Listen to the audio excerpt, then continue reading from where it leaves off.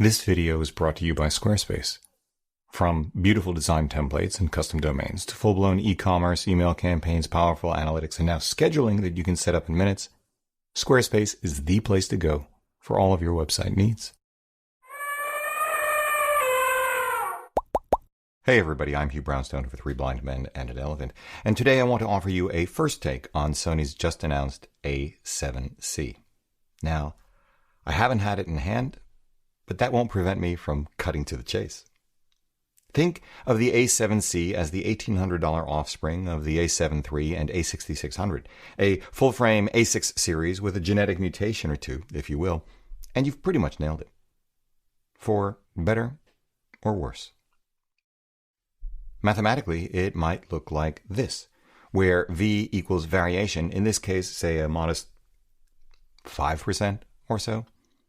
That's because the A7C sports the electronics of the A7 III, same full-frame sensor and processor, but with A7R4's autofocus improvements and a new purpose-built IBIS system, which in turn have been crammed into the shell of an a6600, tweaked to accommodate the sensor and IBIS units, the addition of the flippy screen taken from the A7S III, and the elimination of the 2959 recording limit. The net result is that the A7C becomes a third entry point into Sony's full-frame interchangeable lens ecosystem. Call it a rangefinder-style version of the A7 III, costing $200 less, but basically twice the price of the still-selling A7 II, even with its 28-70 f3.5 to 5.6 kit lens. Which, speaking of kit lenses, is interesting. Sony also announced a new 20-60 f4 to 5.6 for the A7 III, 300 when ordered with the body, which for the moment is the only way to get the lens, and is both smaller than the 28-70 and, according to Sony, optically superior, which is a good thing because, as I've said before, the 28-70 does not do Sony's 24-megapixel full-frame sensors justice.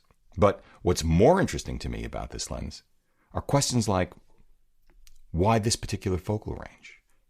Why a variable maximum aperture? And why a maximum aperture of just f4? Beyond the obvious advantages in size, weight, cost, and the ability to engineer superior image quality at the price, the more interesting answers are, A, this lens is clearly aimed directly at smartphone users, and B, it may better serve as a compelling gateway to additional lens purchases than the lens I'd typically recommend as a starter option, either a 35 or 51.8. Now, let's take each of these in turn. First, it turns out that the 3 camera modules on an Apple iPhone 11 Pro, for instance, consist of a 1.54mm f2.4, 4.25mm f1.8, and 6mm f2. Because the sensor sizes differ, though their resolutions are the same, all 12 megapixels, but their dimensions are different, crop factors differ as well. After adjusting for those differences, call them the full-frame fields of view and depths of field equivalents of 14mm 2.8, 26 f11, and 52mm f18. This is fascinating. Sony's 20-60, as well as Panasonic's and Nikon's equally new and comparable full-frame offerings, 20-60 3.5 to 5.6 and 24-50 f4 to 6.3 respectively, give smartphone users the flexibility and approximately the fields of view with which they are already familiar. Smart. A brilliant way, really, to introduce smartphone users to the dynamic range, low light performance, and resolution of these 24-megapixel full-frame sensors without introducing confounding variables. And with the, relatively speaking, dramatically shallower depths of field when comparing 2.4 to f22 at 14, f1.8 to f11 at 26, and f2 to f18 at 52 millimeters, smartphone users new to full-frame will be less bothered. In fact, they may well be thrilled than those of us more comfortable with the 1.8, 1.4, 1.2s we've been using for years. Although, on the one hand, the computational power of the iPhone 11 Pro can often result in superior dynamic range as it appears in the final image. On the other hand, while faux bokeh on smartphones improves with every new phone, upon even cursory inspection, bokeh based on actual optics is superior. Except, maybe, if you're only posting on Instagram. Which leads us to, second, A starter zoom with a maximum aperture of f3.5 at the wide end and f5.6 by the time one reaches 60 millimeters will, by comparison, demonstrate that, say, a 24, 35, 50, or 85 f2, 1.8 or 1.4 will allow dramatically more control over an image. Really smart. But going back to the camera itself, using the A7III's internals means the A7c cannot do 4K 60p, does not offer 10-bit recording of any kind, and does not have the much improved menu system of the A7III. Using the a6600 shell, more or less, means there's only one card slot, as I just mentioned. It relies on the same smallish 0.39-inch 2.4 million dot EVF, and even though it's new, an IBIS unit spec'd at the same meh 5 stops. None of which, again, are likely to be a big deal to a smartphone user. Maybe that IBIS spec will, because smartphone stabilization is fairly incredible. For the rest of us, the retention of that EVF is a bit of a disappointment, as is the same IBIS standard, though maybe the A7C records gyroscopic data for Sony's Catalyst browse like the A7S III, to be determined. More concerning to those of us doing long-form recording, including smartphone users who record things like parties or town halls uninterrupted for hours on end, was the lack of specificity during the press briefing we received about heat management. Without it, it is unclear what unlimited recording actually means. Surely it won't mean the same thing that it does with an A7S III, and frankly, I have never been impressed with the heat management performance of any A6 series body recording at 4K. You know what else? Smartphone users will not love Sony's menu system and incomplete touch interface, which leaves a wide open space for those manufacturers who understand that and do something about it. Though Leica's brilliant APS-C TL2 system, designed specifically for smartphone users, is not exactly accessibly priced nor well configured for vlogging. Oh well. There might be a collaborative opportunity there with Leica. I'd like to see that. Now, none of this may matter much to you.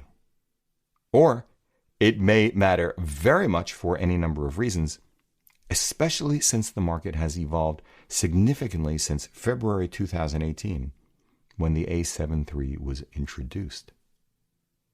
A lot. Hold that thought. But with all of this said, it bears repeating that Sony is being very, very smart. 1. In the most horrendous market for dedicated cameras in living memory, Sony is marshaling its resources by rating the parts bin, extending the life of those parts by reconfiguring them in something nominally new, and driving costs down along the manufacturing experience and volume curves, returning some of that savings, maybe, to consumers. This is a good thing for Sony and no bad thing for consumers. It was less than 3 years ago that Sony unveiled the A7 III for $2,000, an extraordinary accomplishment at the time. It reset the bar for the industry. Remember that? I mean, it turns out the world has not changed so much. What we photograph and how we photograph it has not changed so much that the A7 III and its underpinnings are suddenly terrible. 2. Sony is making the argument that if size and weight are your key purchase criteria, and they do have market research to support that assertion for a number of people, one no longer needs to go to their APS-C system. Now again, to be fair, Sony insisted during our press briefing that the A7C in no way affects their commitment to the APS-C format. I believe that. But you and I both know, we both understand that Sony's first, second, and third priorities since 2015 have been full frame. Just look at the lenses they've released over the last 5 years and the speed with which they've updated and upgraded their full frame bodies. I think the argument can be made that they've essentially ceded the higher end of the APS-C market to Fujifilm. 3. If the A7C can become the new, less expensive A7 III gateway drug to full frame, as I just reasoned, Sony and other manufacturers playing in the Sony E-mount lens ecosystem will sell a lot more full frame lenses. All else being equal, higher margin full frame lenses, which I don't begrudge them, because companies that don't make sufficient profits do not continue to exist, at least as we know them today. Just ask Olympus. Which is a cautionary tale of how the market has evolved, and yet not particularly instructive about how the competitive landscape has become much more challenging, specifically for Sony. But before I get into it, I'd like to give a shout out to our friends at Squarespace for making this episode possible. With their elegant layouts, click, drag, and drop interface, customization tools, excellent support, and more, Squarespace makes it a cinch for photographers and content creators, really any small to mid-sized businesses in any industry, to have an outsized presence on the web, and that has never been more important than now. Squarespace can literally have you up and running in minutes with a beautiful website and custom URL tailored to the way you want to present yourself. They really understand what it takes to build your online identity and grow your business. When you're ready to move beyond your basic site, Squarespace has you covered with their fully integrated and extensible platform. We know. Not only do we use Squarespace for our production company, blog, documentary, and personal photography sites, but we've integrated email blasts and commerce. We book our street photography workshops, sell our Streets of New York book, and just now have set up scheduling for online video sessions, all through Squarespace. It just works. Not a systems admin in sight. Which doesn't mean I don't have questions, but again, Squarespace's customer service is terrific. So, hop over to squarespace.com/Hugh for a free trial and get an extra 10% off your first website or domain purchase when you're ready to really give it a go by using the discount code Hugh at checkout. Again, that's squarespace.com/Hugh and discount code Hugh at checkout. Thanks, Squarespace. When the A7 III launched at $2,000, it put the hurt on Panasonic's $1,700 Micro Four Thirds G9 and Fujifilm's $1,900 APS-C XH1. Canon and Nikon wouldn't have their first full-frame offerings until later that fall. Irrespective of when those four systems arrived in 2018, and irrespective of sensor format, each fell well short of what the A7 III could do. The G9 may have had superior IBIS, EVF, video recording capabilities, color, ergonomics, functionality like pixel shifting and build quality. It did. But the A7 III's hybrid phase detect autofocus was much better. And the Sony E-mount ecosystem had a much wider array of faster, shallower glass. It didn't really matter that most people never really bothered to think through how the A7 III's low-light performance advantage would pretty much disappear once ISO was equalized for depth of field. Most people never really thought through how the A7 III's dynamic range advantage would pretty much disappear once they started spooling up the ISO.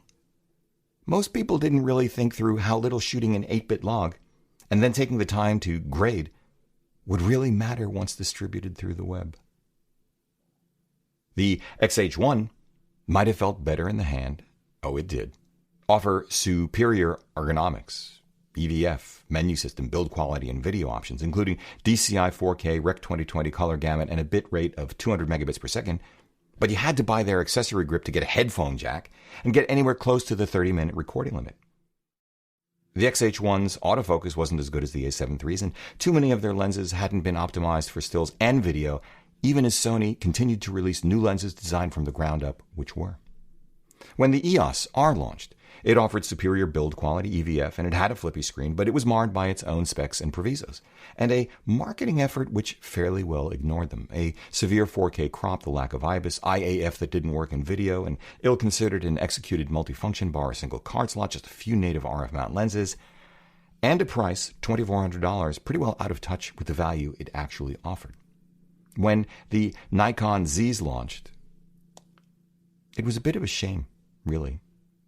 Because the Nikons were, and remain in my book, well-considered cameras, marred only by a single XQD card slot, a paucity of native Z-mount lenses, a little funkiness in some of their controls, but more importantly, autofocus performance well south of what many of us expected, given that it employed phase detect hybrid autofocus like the Sony. The Z6 was priced to match the A7 III. It had superior build quality, ergonomics, EVF, and video recording options. It did have IBIS, better than the A7 III's, and the first Nikkor Z1.8 primes and the subsequent 24-70 2.8 were, and remain, fabulous. When Panasonic's S1 and S1R were launched, that was also a bit of a shame. I think these cameras are the most thoroughly considered and executed of all, marred only by inferior autofocus at the margin, price, and at least to some of us, not all of us, not to me, size, weight, and a paucity of excessively priced L-mount glass. In other words, Sony's 5-year head start on the big boys was on full display, as was their core competence in sensor design, along with the precision and focus of their vision for where they wanted to be. This was a true strategic advantage. But now, 2.5 years later, well, the G9 has gone through a number of firmware updates, and its autofocus has measurably improved. And Panasonic has introduced the exceptional Leica DG Vario Sumilux 10-25 1.7. When the G9 goes on sale, like it is right now, you can snag one for $1,000. Though, okay, fine. For some of us, the autofocus has not improved enough. I understand, though, we've been able to achieve what we want with the autofocus just about always. The XH1 has been superseded by the $1,700 XT4, and other than a micro HDMI port, the need for a USB-C to 3.5mm adapter cable I constantly misplace, and autofocus call it approaching parity with the A7 III anyway. The XT4 offers superior ergos, menu system, EVF, IBIS, better video recording options than the A7C, and a flippy screen to match, no battery grip required. The EOS R now sells for $1,800, down from its original launch price of $2,400, and the subsequently released RP now sells for $1,000, down $300 from its original launch price, though for what we do and given what we already have, big whoop. The big news from Canon in this context, of course, is that it has now released the IBIS and dual card slot equipped R5 and R6. But let's talk about the R6. Aside from its $2,500 price tag, 4 fewer megapixels, and thermal gate, when Canon's marketing team once again couldn't help but step on its own, the R6 is superior to the A7C in just about every way save the still nascent but rapidly growing native RF lens ecosystem and size. The R6 looks especially attractive as a stills camera or as a short narrative clip hybrid video camera, a body worthy of RF glass like the 50 and 85 1.2s and 28-70 f2 finally. That, by the way, made a whole lot less sense when the only choices were the R and RP. The R6 IBIS is, by all accounts, dramatically better than what we can expect from the A7C. But the most interesting competitive developments in the full-frame space, again, at least for the A7C, are the aforementioned $1,400 Nikon Z5 and Panasonic's $2,000 S5, and the expansion of both systems' lenses over the last couple of years. Nikon has continued to release stellar, accessibly priced primes and begun to round out its holy trinity 2.8 zooms. In the world of L-mount, Sigma has released dedicated, designed for mirrorless lenses like their DG-DN 45 2.8, 24-70 2.8, 85 1.4, which I bought with my own hard cash, and their 100 to 400 4 to 5.6. In addition to their holy trinity zooms, Panasonic has announced the development of 4 1.8 primes. This is exactly what they need to do. Suddenly, the A7C at launch, unlike the A7 III upon which it is built at launch, faces very stiff competition at the price in the full-frame space, never mind crop sensor cameras. Which leaves us where precisely as I begin to wrap this up. What does it mean for you? Who will buy it? Well, 1. As I've said, vloggers contemplating moving up from smartphones will now have all the image quality and lens selection advantages of a full-frame interchangeable lens camera in a small, lightweight, performant package with the flippy screen they need so they can see themselves. Along with really lovely, beautiful 8-bit 420 4K video up to 30p, which, by the way, is all we ever shoot at, 24p. And which is all that something like 99% of them really need from the body anyway, 99% of the time. What about 10-bit 422, log, 4K 60p, full frame, everything that is de rigueur nowadays? These are capabilities simply not that important to this group, especially considering that the additional processing, storage, and editing overheads will rarely generate a measurable return on investment. Though, if and when they do need at least some of those things, like 4K 60p, I'm dead serious, they've still got their smartphones.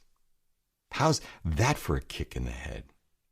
On the other hand, for those who want dual card slots for redundancy or long-form recording, appreciate superior ergos, APS-C 4K 60p anyway, have figured out that, hey, for what they do, the latest iteration of Panasonic's autofocus is actually quite good, and don't want to have to worry about overheating at all. Panasonic's S5 is, at just $200 more, actually $350 less if you take advantage while you can of the current Sigma 45 2.8 bundle, which throws it in for free, normally a $550 lens. A superior choice. 2. As I suggested earlier, people already using dedicated cameras thinking about moving up to full frame now have the opportunity to do so while staying small, light, and unobtrusive, depending on the lens attached to it, because big lenses just throw that whole argument out.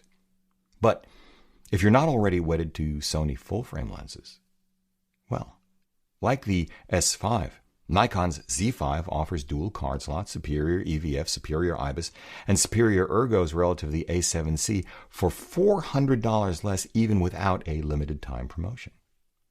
But if 4K 60p recording is important to you, if dual card slots are important to you, if ergonomics are important to you, if a superior EVF and superior IBIS are important to you, if size and weight are important to you, if price is important to you, but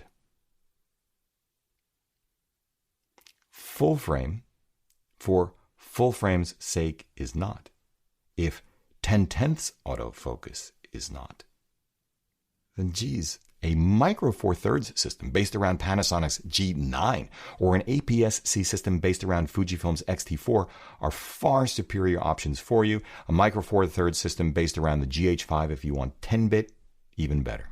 3. Finally, people already using full-frame Sonys may find the A7C a compelling option as a B or C video cam, or a killer autofocusing, unobtrusive street photography tool with something like Samyang's or Tamron's tiny, sharp, and relatively inexpensive, moderately fast primes.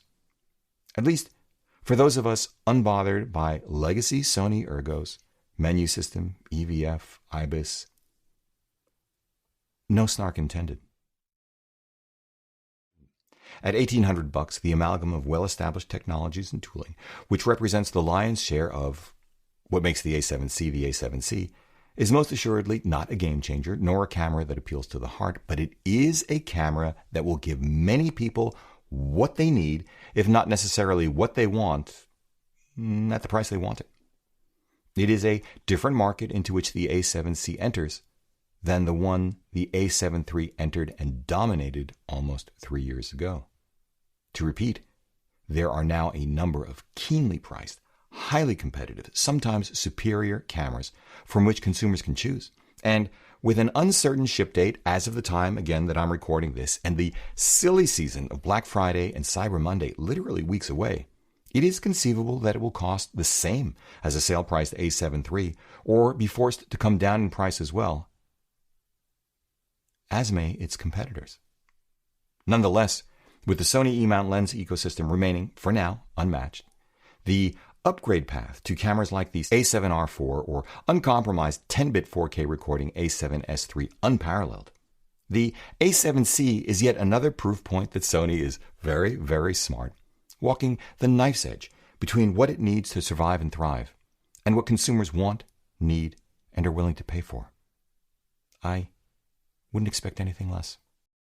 Thanks again to Squarespace.com for making this episode of Three Blind Men and an Elephant possible. For all of your website needs, if you're a small or mid-sized business, a solopreneur, Squarespace is the place to go. Get your free, no-strings-attached 14-day trial at www.squarespace.com/u. And if at the end you decide you really love it and are ready to go for it, save 10% by using the discount code HUGH at checkout.